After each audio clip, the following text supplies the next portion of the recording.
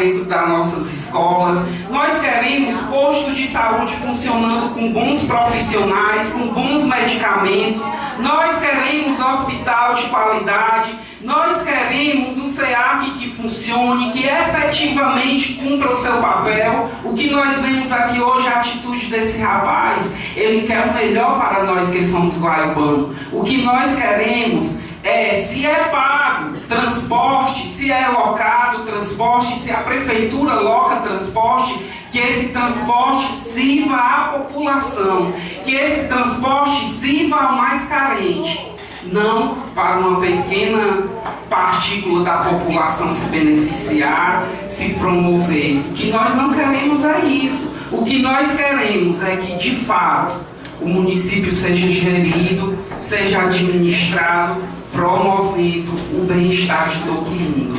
Eu sei que é muito difícil para nós que somos vereadores de oposição, porque nós não temos a máquina, nós não temos, vamos dizer assim, o apoio dos correligionários efetivamente, nós não temos, vamos dizer, o apoio financeiro da administração municipal para nos ajudar, nos auxiliar. A nossa luta é uma luta, digamos assim, sofredora, é uma luta, digamos assim, lenta, vagarosa. Momentos e momentos nós vemos as pessoas querendo nos desqualificar, as pessoas querendo colocar o nosso nome na lama, as pessoas querendo de alguma forma colocar o nome daqueles que realmente buscam o bem-estar do município em segundo plano. E eu sei que todo momento de dificuldade,